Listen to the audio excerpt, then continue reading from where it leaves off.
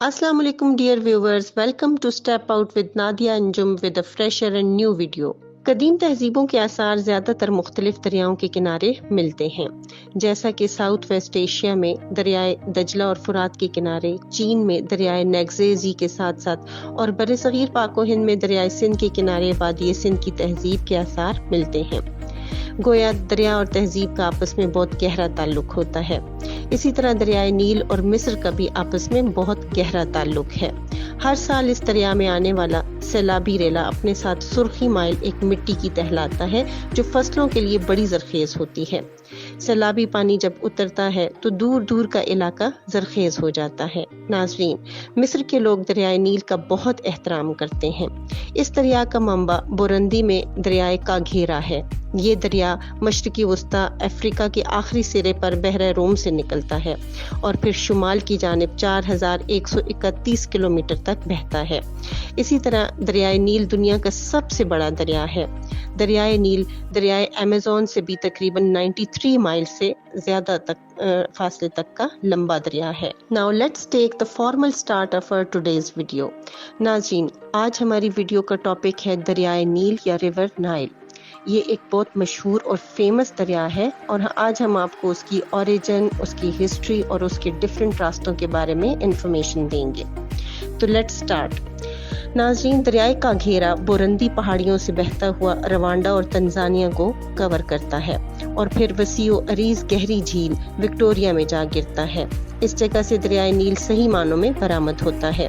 Uganda में जंजा वो मकाम है जहाँ पर दरियाए नील झील विक्टोरिया से निकलता है। इसी तरह मुख्तलिफ रास्तों से बहता हुआ ये दरिया सिडनी के मैदानों तक पहुँचता है। तो इस सारे रास्ते में डिफरेंट मकामात पर इस दरिया को डिफरेंट नामों से भी पुकारा जाता है और फिर यहाँ पर दरिया के भाव में कमी भी आ जाती है। यहाँ से दरिया मुख्तलिफ शाखों और नहरों में चेंज हो जाता है। नाज़रीन, साउथ स्वीडन में ये दरिया बहरुल गज़ल में जा मिलता है और यहाँ पे आके इसका पानी भी वाइट हो जाता है, इसीलिए फिर यहाँ पर इसे सफ़ेद नील या वाइट नाइल कहा जाता है। खर्तूम जो सूडान का कैपिटल सिटी है, इसके नॉर्थ में बहने वाले एक और दरिया एटबरा से जाकर ये मिलता है और फिर खूब तुग़यानी का बाइस बनता है। इन दोनों दरियाओं में हर साल जून से सितंबर के दौरान तुग़यानी आती है। इन दिनों मौसम गर्म होता है, इसलिए एथोपिया के पहाड़ों पर पड़ी हुई बर्फ भी पिघलती है और इन दिनों बारिशें भी बहुत ज़्यादा होती हैं।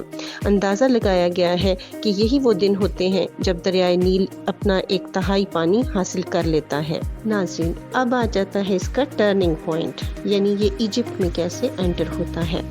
दरियाए एतबारा में शामिल होने के बाद दरियाए नील न्यूबन के डेजर्ट में तकरीबन 2700 किलोमीटर तक बहता है और मिस्र की सरहद तक पहुंचते हुए ये इंग्लिश अल्फ़ाबेट एस की शक्ल अख्तियार कर लेता है।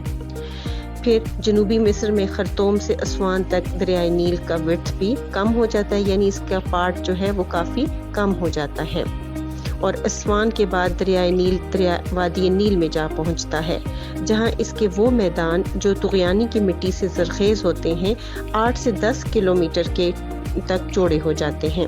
मिस्र में दरियाए नील कदीम तहजीबों के खंडरात, जिनमें ल्यूकस, कोरंग और गैनरा भी शामिल हैं, उनके साथ साथ बहता है और मिस्र से आगे दरियाए नील एक मुसल्लस नुमा नशीबी मैदान में एंटर हो जाता है और यही नील का डेल्टा बनता है।